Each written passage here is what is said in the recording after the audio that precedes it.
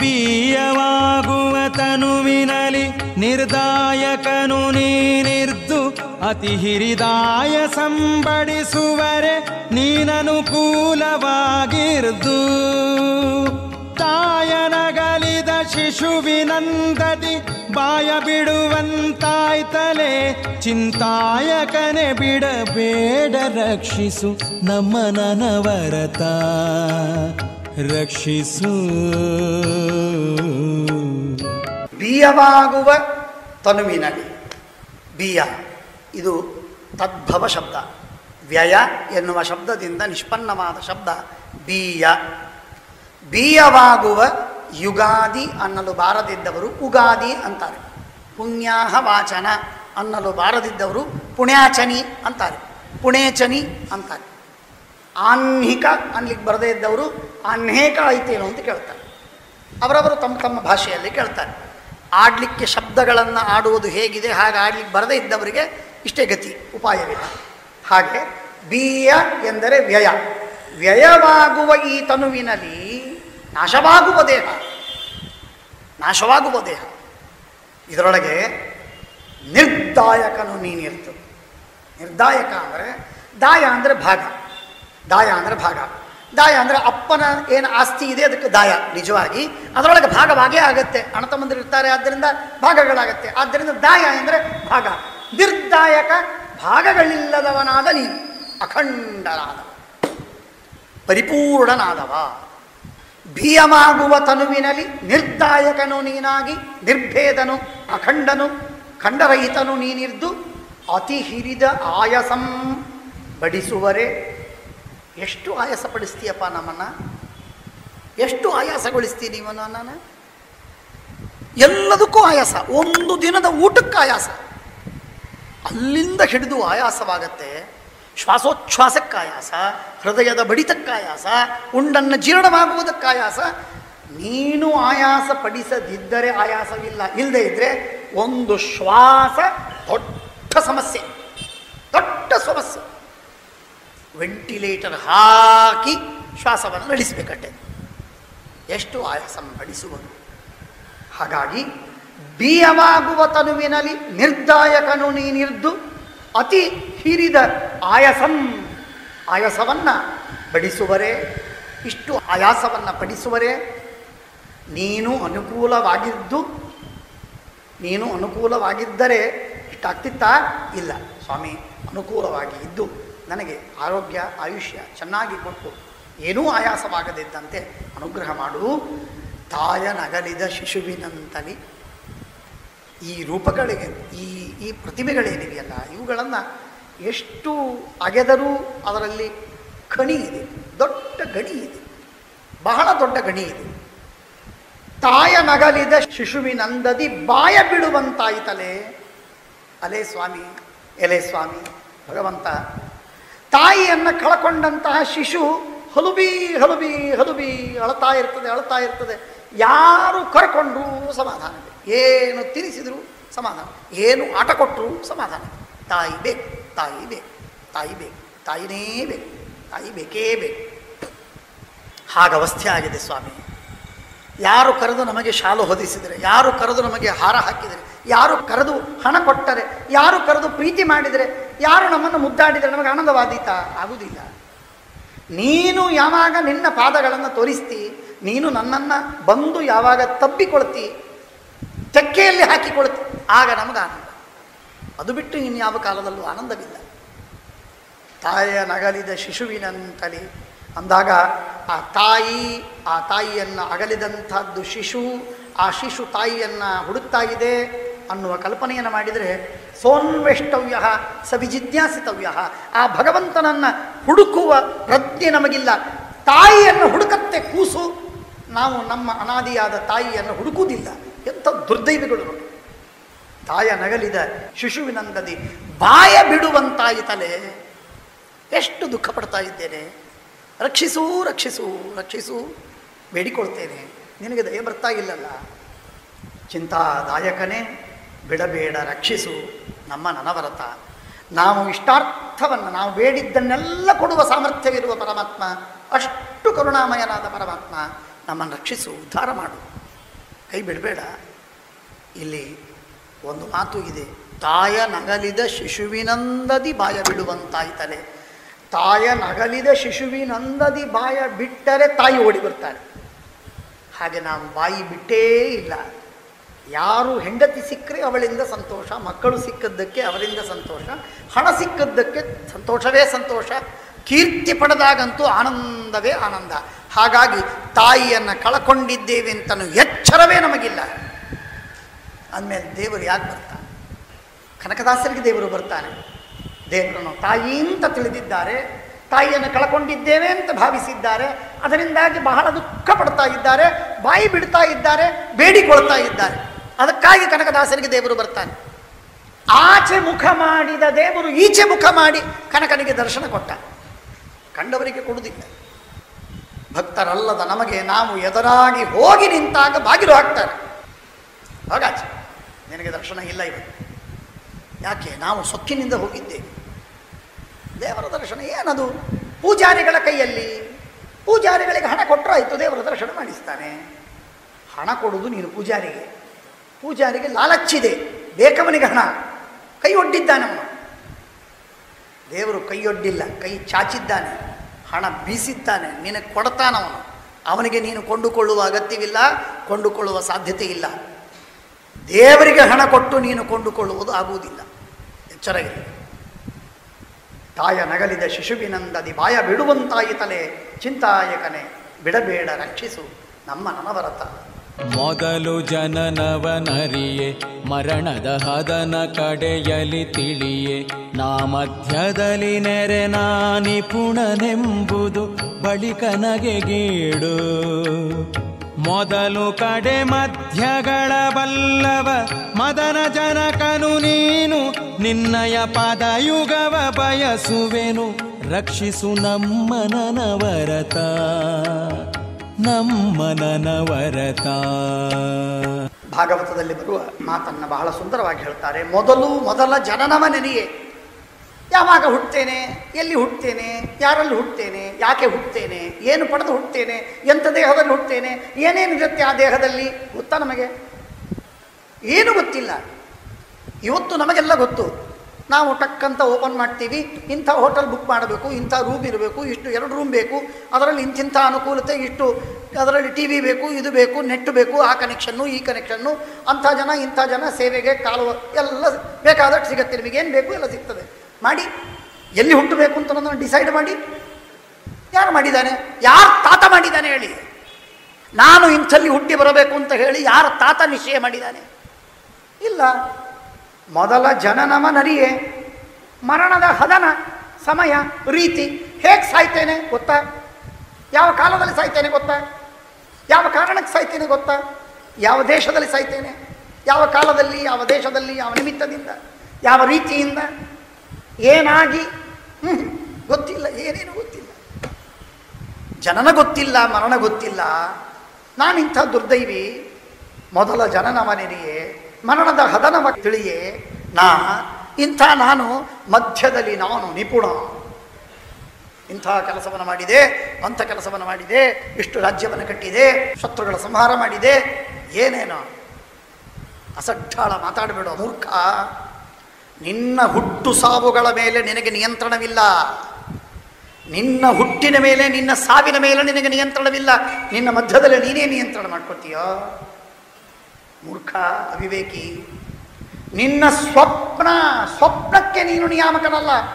ಏನು ಕನಸು ಬೀಳಬೇಕು, ಏನು ಕನಸು ಬೀಳಬಾರ್ದು ಡಿಸೈಡ್ ಮಾಡಿ ಮಲ್ಕೊಳ್ಳಿ.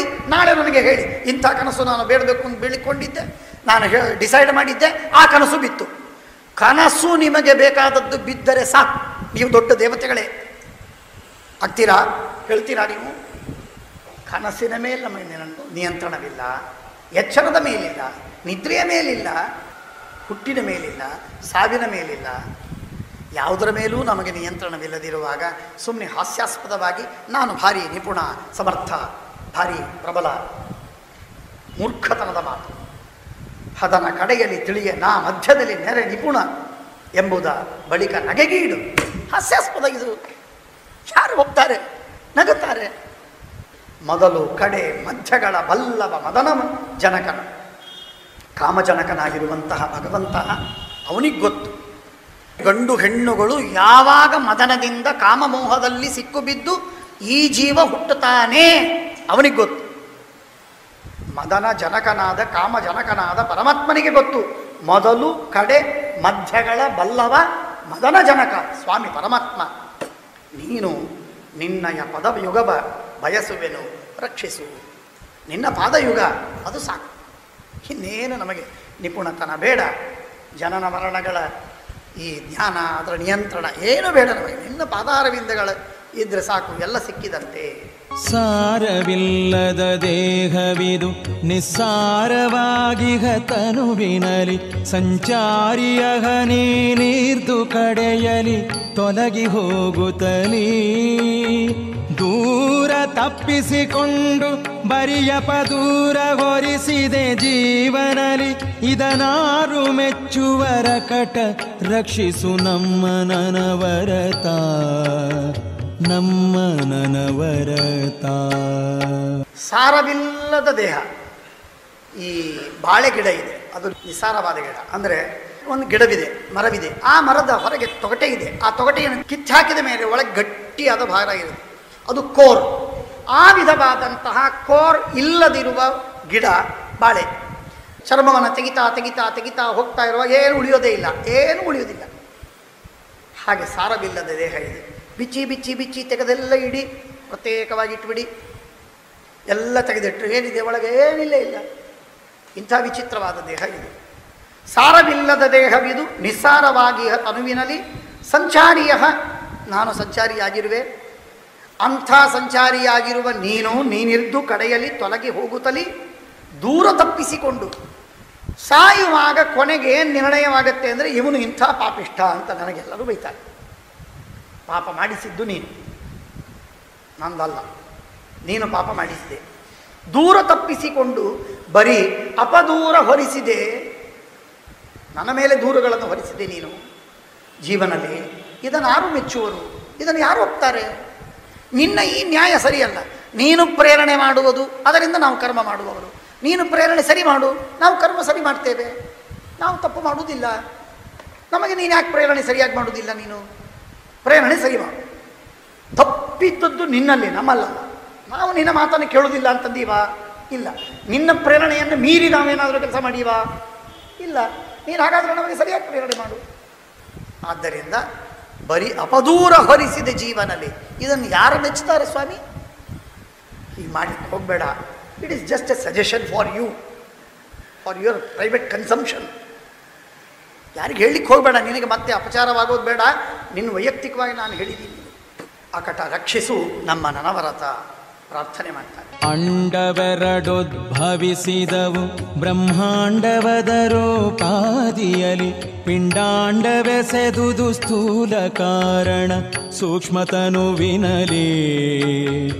ಅಂಡ ನಿನ್ನಯ ರೋಮಕೂಪದೊಳಂಡನೆದು ಅಖಿಲಾಂಡವಿದು ಬ್ರಹ್ಮಾಂಡ ನಾಯಕ ನೀನು ರಕ್ಷಿಸು ನಮ್ಮ ನನವರತ, ನಮ್ಮ ನನವರತ.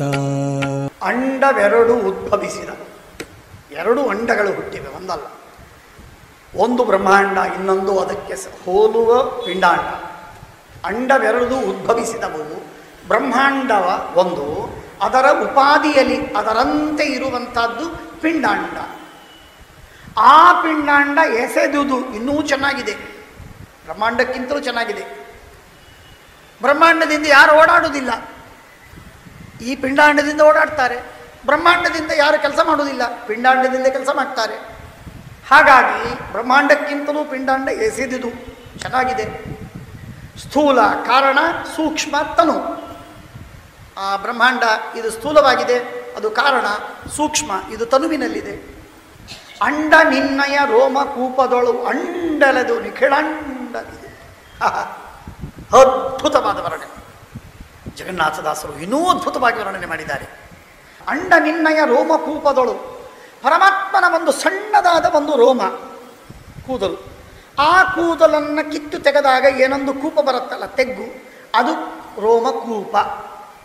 ಆ ರೋಮಕೂಪ ಎಷ್ಟಿದೆ ಅಂದರೆ ಈ ಬ್ರಹ್ಮಾಂಡ ಆ ರೋಮಕೂಪದೊಳಗೆ ಗರ ತಿರುಗಿದರೆ ಎಷ್ಟು ತಿರುಗಿದರೂ ಕೂಡ ಆ ರೋಮಕೂಪದ ಒಂದಂಚು ಮುಟ್ಲಿಕ್ಕಾಗುವುದಿಲ್ಲ.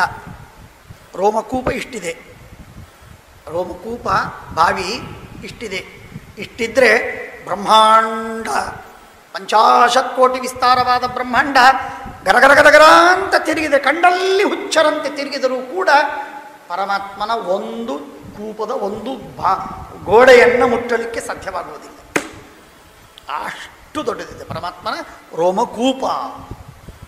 ಅಂಥ ಅನಂತ ರೋಮಕೂಪಗಳನ್ನು ಪಡೆದವನು ದೇವರ ಶರೀರ.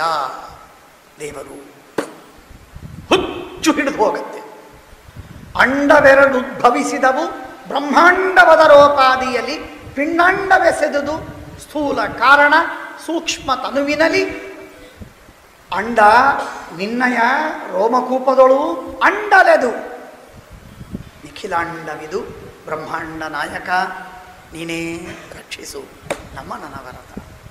ಎಷ್ಟು ಅನಂತ ಕೋಟಿ ಬ್ರಹ್ಮಾಂಡ ನಾಯಕನಾದ ಪರಮಾತ್ಮನನ್ನು ಜಪ ಮಾಡುವಾಗ, ಪೂಜೆ ಮಾಡುವಾಗ, ಪಾರಾಯಣ ಮಾಡುವಾಗ, ದೇವರನ್ನ ನೆನೆಯುವಾಗ, ಹಾಡುವಾಗ, ಯಜ್ಞ ಮಾಡುವಾಗ, ದಾನ ಕೊಡುವಾಗ, ತಪಸ್ಸು ಮಾಡುವಾಗ, ಏಕಾದಶಿ ದಿನ ಬೇರೆ ಬೇರೆ ಸಂದರ್ಭದಲ್ಲಿ ನಮಸ್ಕಾರ ಮಾಡುವಾಗ ಬರಬೇಕು ಅನುಸಂಧಾನಗಳ ಚಿಂತನೆಗೆ ಬರಬೇಕು. ಅಂಡ ನಿನ್ನಯ ರೋಮ ಕೂಪದೊಳು ಅಂಡಲೆದು ನಿಖಿಳಾಂಡವಿದು ಇಡೀ ಬ್ರಹ್ಮಾಂಡ 50 ಕೋಟಿ ವಿಸ್ತಾರವಾದ ಬ್ರಹ್ಮಾಂಡ ಎಲ್ಲ ನಿನ್ನ ರೋಮಕೂಪದೊಳಗೆ ಅಳಗಾಡುತ್ತೆ, ಓಡಾಡುತ್ತೆ, ತಿರುಗಾಡುತ್ತೆ, ಹುಚ್ಚರಂತೆ ತಿರುಗುತ್ತೆ. ಎಲ್ಲೆಲ್ಲೂ ಹತ್ತುವುದಿಲ್ಲ, ಎಲ್ಲೋ ಮೂಲೆಯೊಳಗೆ ಈ ದೊಡ್ಡ ಆಕಾಶದಲ್ಲಿ ಒಂದು ಸಣ್ಣ ನಕ್ಷತ್ರ ಎಲ್ಲೋ ತಿರುಗಿದಂತೆ ಇರುತ್ತಟ್ಟೆ. ಬ್ರಹ್ಮಾಂಡ ನಾಯಕ ನೀನು ರಕ್ಷಿಸು ಎಮ್ಮ ನನವರತ. ವಿಷಯ ಬಹಳ ಹೇಳೋದಿದೆ, ಸಮಯ ಬಹಳ ಇಲ್ಲ, ಬೇಗ ಮುಗಿಸೋಣ. ಒಂದು ದಿನ ತನುವಿನಲಿ ನಡೆವುವು ಇಂದು ಭಾಸ್ಕರ ಸ್ವರಗಳಿಪ್ಪತ್ತೊಂದು 1,600 ಭಾಗದಲ್ಲಿ ಬಂದುದನು ಉಡು ಚಕ್ರದಲ್ಲಿಗೆ ತಂದು ಧಾರೆಯ ನೆರೆದ ಮುನಿಕುಲ ಬೃಂದ ಹೃದಯನು ನೀನು ರಕ್ಷಿಸು ನಮ್ಮ ನನವರತ ನಮ್ಮ ನನವರತ. ಹಾಗೆ ಪರಮಸುಂದರ ವಿಸ್ತಾರವಾಗಿ ಹೇಳಬೇಕು, ತುಂಬ ವಿಸ್ತಾರವಾಗಿ ಹೇಳಬೇಕು. ಇದನ್ನು ಈ ಶ್ಲೋಕ ತುಂಬ ವಿಸ್ತಾರವಾಗಿ ಹೇಳಬೇಕು, ಆದರೆ ಅಷ್ಟೇ ಸಂಕ್ಷೇಪವಾಗಿ ಹೇಳ್ತೇನೆ. ಯಾಕೆಂದರೆ ಏನಾದರೂ ಸ್ವಲ್ಪ ವಿಸ್ತಾರವಾಗಿ ಹೇಳಿಬಿಟ್ರೆ ನಿಮಗೇನು ಅನ್ನಿಸ್ಬೋದು, ಹಾಗಾದರೆ ಇಷ್ಟೇ ವಿಸ್ತಾರವಿದೆ ಅಂತ ತಿಳಿಬೋದು. ಹಾಗಾಗಬಾರದು. ಆದ್ದರಿಂದ ನಾನಿದನ್ನು ಶ್ಲೋಕವನ್ನು ಹೆಚ್ಚು ಮುಟ್ಟದೇನೆ ಹೋಗಿಬಿಡ್ತೇನೆ. ಒಂದು ದಿನದಲ್ಲಿ ತನುವಿನಲ್ಲಿ ದೇಹದಲ್ಲಿ ನಡೆಯುವು ಇಂದು ಭಾಸ್ಕರ ಎಂಬ 2 ನಾಡಿಗಳು, ಅದರಲ್ಲಿ 2 ಸ್ವರಗಳು, ಅದರೊಳಗೆ 21,600 ಶ್ವಾಸ ಜಪ, ಶ್ವಾಸ ಮಂತ್ರ. ಆ ಮಂತ್ರ ಎಂಥದ್ದು ಅಂದರೆ ಅಜಪಾಜಪ ಅಂತ ಕರೀತಾರೆ ಅದನ್ನು. ಅಜಪಾಜಪ ಅಂದರೆ ಜಪ ಮಾಡದಿರುವ ಜಪ, ನಾವು ಜಪ ಮಾಡಲು ಬೇಕೇ ಆಗದಿರುವಂತಹ ಜಪವದು. ಆದ್ದರಿಂದ ಅಜಪಾಜಪ, ಮಾನವರು ಇತರರು ವಾಯುದೇವರನ್ನು ಬಿಟ್ಟು ಇನ್ಯಾರೂ ಜಪ ಮಾಡಲಿಕ್ಕೆ ಸಾಧ್ಯವಿಲ್ಲದ ಜಪವದು. ಅಂಥ ಜಪ ಅದನ್ನು 21,600 ಅದನ್ನು 7 ಭಾಗದಲ್ಲಿ ಮೂಲಾಧಾರಂ ಸಮಾರಭ್ಯ ತ್ವಾಮೂರ್ಧಾನಂ ರುಜುಸ್ಥಿತ ಎಂಬುದಾಗಿ ಹೇಳಿದಂತೆ ಮೂಲಾಧಾರದಿಂದ ಆರಂಭ ಮಾಡಿದಂತಹ 7 ಸ್ಥಾನದೊಳಗೆ 7 ಸ್ಥಾನಗಳಿವೆ. ಭಾಗವತದಲ್ಲಿ ಹೇಳ್ತಾರೆ, ಯಾದವಾರರು ಅದನ್ನು ಸಮರ್ಥನೆ ಮಾಡ್ತಾರೆ. ಆ 7 ಸ್ಥಾನಗಳಲ್ಲಿ ಬೇರೆ ಬೇರೆ ಸ್ಥಾನಗಳಲ್ಲಿ ಚಕ್ರಗಳಲ್ಲಿ ಆ ಶ್ವಾಸೋಚ್ಛ್ವಾಸದ ಪ್ರಕ್ರಿಯೆಯಿಂದ ಆಗುವಂತಹ ಭಗವಂತನ ಸಮರ್ಪಣೆ ಮುಂತಾದ ಕಾರ್ಯಗಳೇನಿವೆ, ಅಲ್ಲಲ್ಲಿರುವ ದೇವತೆಗಳು, ಅಲ್ಲಲ್ಲಿರುವ ಅಕ್ಷರಗಳು, ಅಲ್ಲಲ್ಲಿರುವಂತಹ ಭಗವದ್ರೂಪಗಳು, ಆ ಭಗವಂತನ ರೂಪದ ನಾನಾ ವಿಧವಾದ ಬಣ್ಣಗಳು, ನಾನಾ ಲೀಲೆಗಳು, ವಿಹಾರಗಳು, ಕಾರ್ಯಗಳು, ಅವುಗಳನ್ನೆಲ್ಲ ವರ್ಣನೆ ಮಾಡಿ ಭಾಳ ವಿಸ್ತಾರವಾಗಿ ಹೇಳಬೇಕು, ತಿಳಿಬೇಕು. ಇದರ ಮೇಲೆ ಒಂದು ದೊಡ್ಡ ದೊಡ್ಡ ಗ್ರಂಥಗಳಿವೆ, ಭಾಳ ದೊಡ್ಡ ಗ್ರಂಥಗಳಿವೆ. ಅದನ್ನೇನು ಒಂದು ಅರ್ಧ ನಿಮಿಷದಲ್ಲಿ ಹೇಳೋದು ಹೇಗೆ ಸಾಧ್ಯವಿಲ್ಲ. ಎಷ್ಟು ವೇದಗಳಲ್ಲಿ ಬರುತ್ತೆ. ಷಡರ ಆಹುರರ್ಪಿತಂ ಅಸ್ಯ ವಾಮೀಯ ಅಂತನ್ನುವ ಸೂಕ್ತವಿದೆ. ಅಸ್ಯ ವಾಮಸ್ಯ ಫಲಿತಸ್ಯ ಅನ್ನುವ ವಾಮನದ ರೂಪಿಯಾದ ಪರಮಾತ್ಮನ ಒಂದು ಸೂಕ್ತವನ್ನು ಹೇಳುವ ಮಂತ್ರದಲ್ಲಿ ಒಂದು ಕಡೆಗೆ ಬರ್ತದೆ. 6 ಚಕ್ರಗಳು, 7ನೇ ಚಕ್ರ ಭಾಗವತದಲ್ಲಿ ಹೇಳಿದ್ದು, 7 ಚಕ್ರಗಳು ಭಾಗವತದಲ್ಲಿದ್ದ ಮಾತನ್ನೇ ಕನಕದಾಸರು ಎತ್ತಿ ಹಿಡಿತಾರೆ. ತುಂಬ ಸುಂದರವಾದದ್ದು. ಆ 7 ಚಕ್ರಗಳಲ್ಲಿ 21,600 ಶ್ವಾಸಗಳನ್ನು ವಾಯುದೇವರು ಮಾಡ್ತಾರೆ. ಉಡುಚಕ್ರದಲ್ಲಿ, ನಕ್ಷತ್ರ ಚಕ್ರದಲ್ಲಿ ತಂದು ದೇವತೆಗಳೆಲ್ಲ ಮುನಿಗಳೆಲ್ಲ ತಂದು ಅದನ್ನು ಒಪ್ಪಿಸ್ತಾರೆ. ಧಾರೆ ಎರೆದು ಪರಮಾತ್ಮನಿಗೆ ಸಮರ್ಪಣೆ ಮಾಡ್ತಾರೆ. ಸ್ವಾಮಿ, ಈ ಜಪವಾಗಿದೆ, ಸ್ವೀಕಾರ ಮಾಡು ಎಂಬುದಾಗಿ ಜಪ ಸಮರ್ಪಣೆ ಮಾಡ್ತಾರಲ್ಲ, ಅದನ್ನು ಅಂಥ ಮುನಿಕುಲ ವೃಂದ ಹೃದಯ, ಮುನಿಕುಲರ ಹೃದಯದ ವಾಸವಾಗಿರುವ ಸ್ವಾಮಿ ಪರಮಾತ್ಮ, ನೀನು ರಕ್ಷಿಸು ನಮ್ಮ ನನವರತ, ಸದಾಕಾಲ ನೀನು ನಮ್ಮನ್ನು ರಕ್ಷಿಸು. ಶ್ವಾಸ ಜಪ ದೇವರು ವಾಯುದೇವರ ಮುಖಾಂತರ ನಮ್ಮ ಹಿತಕ್ಕಾಗಿ ಮಾಡಿಸ್ತಾರೆ ಎಂಬ ಚಿಂತನ, ಅದರ ಜೊತೆಗೆ ಸಮರ್ಪಣೆ ಹಾಗೂ ಸಂಕಲ್ಪ ಇವುಗಳನ್ನು ಮಾಡಿಸುವ ಕಾರ್ಯವನ್ನು ನಮ್ಮಿಂದ ಮಾಡಿಸು ಅಂತ ಪರಮಾತ್ಮನಿಗೆ ಪ್ರಾರ್ಥನೆ, ಅಪರೂಪದ ಪ್ರಾರ್ಥನೆ. ತೊಲಗುವರು ಕಡೆ ಕಡೆಗೆ ತಾ ಹೊಲೆ ಹೊಲೆಯೇನುತ ಕಳವಳಿಸಿ ಮೂತ್ರದ ಬಿಲದೊಳಗೆ ಬಂದಿಹುದ ಕಾಣದೆ ಬರಿದೆ ಮನನೊಂದು. ಜಲದೊಳಗೆ ಮುಳುಗಿದರೆ ತೊಲಗದು ಹೊಲೆಗೆಲಸವಿ ದೇಹದೊಳು ನೀನೆಲೆಸಿರಲು ಹೊಲೆಯುಂಟೆ ರಕ್ಷಿಸು ನಮ್ಮ ನನವರತ, ನಮ್ಮ ನನವರತ. ಹೊಲೆ ಹೊಲೆ ಮೈಲಿಗೆ ಮೈಲಿಗೆ ಅಂತ ಜನ, ಮಡಿ ಮಾಡುವ ಜನ ತಿರಸ್ಕಾರ ಮಾಡಿ ದೂರ ದೂರ ಸರಿತಾರೆ. ತೊಲಗುವರು ಕಡೆ ಕಡೆಗೆ ತಾ ಹೊಲೆ ಹೊಲೆ ಎನ್ನುತ್ತ ಕಳವಳಿಸಿ. ಇವರ ಅವಸ್ಥೆ ಏನು? ಯಾವ ಜೀವರು ಆಕಾಶದಿಂದ ಇಳಿದು ಬಂದಾರೆ ಹೇಳಿ? ಎಲ್ಲ ಜೀವರು ಮೂತ್ರದ್ವಾರದಿಂದಲೇ ಹುಟ್ಟಿ ಬಂದವರೇ. ಇನ್ನು ಬೇರೆ ದ್ವಾರ ಇದೆಯಾ ಇವರಿಗೆ ಹುಟ್ಟೋದಕ್ಕೆ?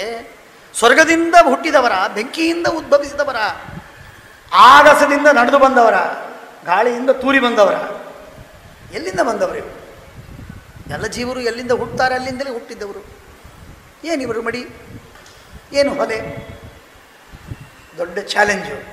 ಇದಕ್ಕೆ ರಾಘವಾಂಕ ಈ ಪ್ರಶ್ನೆಗೆ ಉತ್ತರವನ್ನು ಕೊಟ್ಟಿದ್ದಾನೆ. ಭಾರಿ ಉತ್ತರವಿದೆ, ಭಾರಿ ಉತ್ತರವಿದೆ. ಇದು ಹಳೆ ಕಾಲಿನ ವ್ಯಕ್ತಿ, ಹಾಗಾಗಿ ಅವನಿಗೆ ಆ ಉತ್ತರವೇ ಸಮಂಜಸ. ಅದೇ ಸುಂದರವಾದಂತಹ ಉತ್ತರ, ಭಾರಿ ಉತ್ತರವಾದ ಹರಿಶ್ಚಂದ್ರನ ಕಥೆಯ ಸಂದರ್ಭದಲ್ಲಿ ಬರ್ತದಲ್ಲಿ. ಹಾಗೆ ತೊಲಗುವರು ಕಡೆ ಕಡೆಗೆ ತಾ ಹೊಲೆ ಹೊಲೆ ಎನ್ನುತ್ತಾ ಮೈಲಿಗೆ ಮೈಲಿಗೆ ಅಂತಂತ ದೂರ ಸರಿತಾರೆ, ಕಡೆ ಕಡೆಗೆ ಸರಿತಾರೆ ತೊಲಗುವರು. ಕಳವಳಿಸಿ ಮೂತ್ರದ ಬಿಲದಲದಗೆ ಬಂದಿಹುದು ಕಾಣದೆ. ಮೂತ್ರದ ಬಿಲದಿಂದ, ಮೂತ್ರದ ಬಿಲದಲ್ಲಿ ಹೊಕ್ಕು ಮೈಲಿಗೆಯಲ್ಲಿ ಸುತ್ತಲೂ ಕೇವಲ ಕೀವು, ಮಾಂಸ, ರಕ್ತ ಇವುಗಳ ಮಧ್ಯದಲ್ಲಿ ದೇಹವನ್ನು ಬೆಳೆಸಿಕೊಂಡು ಆ ದೇಹ ಮಡಿ ಅನ್ನುವಂತಹ ಮೂರ್ಖರಿಗೆ ವಿವೇಕ ಉಂಟ? ಬಂದಿಹುದ ಕಾಣದೆ ಬರಿದೆ ಮನನೊಂದು ದುಃಖದಿಂದ ಕಷ್ಟಪಟ್ಟು ಛೀ ಮೈಲಿಗೆ ಅಂತನ್ನುವಂತಹ ಜನರಿಗೆ ಬುದ್ಧಿ ಇಲ್ಲ. ಜಲದೊಳಗೆ ಮುಳುಗಿದರೆ ತೊಲಗದು ಹೊಲಗೆಲಸ. ಮಾಡಿದ ಪಾಪವೇದಿಯಲ್ಲ, ಆ ಪಾಪ ನೀರಿನೊಳಗೆ ಮುಳುಗೆದ್ದ ಮಾತ್ರಕ್ಕೆ ಮಡಿಯಾಗುವುದಿಲ್ಲ, ಹೋಗುವುದಿಲ್ಲ ಮೈಲಿಗೆ. ಹೊಲಗೆಲಸವಿ ದೇಹದೊಳು ನೀ ನೆಲೆಸಿರಲು. ಪರಮಾತ್ಮ ಅನಂತ ಗುಣಪೂರ್ಣನಾದ ಪರಮ ಪವಿತ್ರನಾದ ಮಂಗಲಾನಾಂಚ ಮಂಗಲಂ ಪವಿತ್ರಾಣಾಂ ಪವಿತ್ರಮ್ಯೋ ಅಂಥ ಭಗವಂತ ಒಳಗೆ ನಮ್ಮಲ್ಲಿ ನೆಲೆಸಿದಾಗ ಮೈಲಿಗೆ ಉಂಟ? ಗಂಗಾ ನದಿಯ ನೀರನ್ನು ಇಟ್ಟ ಕೊಡಕ್ಕೆ ಮೈಲಿಗೆ ಉಂಟ? ದೇವರಿದ್ದ ಈ ದೇಹಕ್ಕೆ ಮೈಲಿಗೆ ಉಂಟ? ದೇವರನ್ನು ಚಿಂತಿಸಿದ ಮೇಲೆ ಎಲ್ಲಿ ಮೈಲಿಗೆ? ಎಲ್ಲ ಮಡಿ. ಅಪವಿತ್ರ ಪವಿತ್ರವಾ ಸರ್ವಾವಸ್ಥಾಂಗತೋಪಿವ ಯಸ್ಮರೇತ್ ಪುಂಡರೀಕಾಕ್ಷಂ ಸ ಬಾಹ್ಯ ಆಭ್ಯಂತರ ಶುಚಿ. ಹೊಲೆಗೆಲಸವೀ ದೇಹದೊಳು ನೀ ನೆಲೆಸಿರಲು ಹೊಲೆಯುಂಟೆ, ಮೈಲಿಗೆ ಉಂಟ? ರಕ್ಷಿಸು ನಮ್ಮ ನನವರತ. ಭಗವಂತನ ಅನುಸಂಧಾನವಿಲ್ಲದೆ ಮಡಿ ಮಾಡುವುದು ತಪ್ಪು, ಅದು ಮಡಿಯಾಗುವುದಿಲ್ಲ. ಭಗವಂತನ ಅನುಸಂಧಾನವೇ ಪ್ರಧಾನವಾದ ಮಡಿಗೆ ಸಾಧನವಾದದ್ದು. ಇತ್ಯಾದಿ ತತ್ವಗಳನ್ನು ಎಚ್ಚರಿಸುವುದಕ್ಕಾಗಿ ಈ ಮಾತನ್ನು ಹೇಳಿ, ಕೇವಲ ನಾನೊಬ್ಬ ಕುರುಬ ಜಾತಿಯಿಂದ ಹೀನ ಎನ್ನುವುದಕ್ಕಾಗಿ ನನ್ನನ್ನು ಮುಗಿಲಿಸಬೇಡಿ. ಪಾಪಕರ್ಮವನ್ನು ಮಾಡಿ ನೀವು ದೊಡ್ಡವರು ಎಂದಾಗುವ ಪ್ರಯತ್ನವನ್ನು ಮಾಡಬೇಡಿ. ಸತ್ಕರ್ಮಗಳನ್ನು ಮಾಡುವ ವ್ಯಕ್ತಿ ಉತ್ತಮ, ಅವನು ಭಗವಂತನಿಗೆ ಪ್ರಿಯ ಅನ್ನುವ ತತ್ವವನ್ನು ತಿಳಿಸ್ತಾ ಇದ್ದ.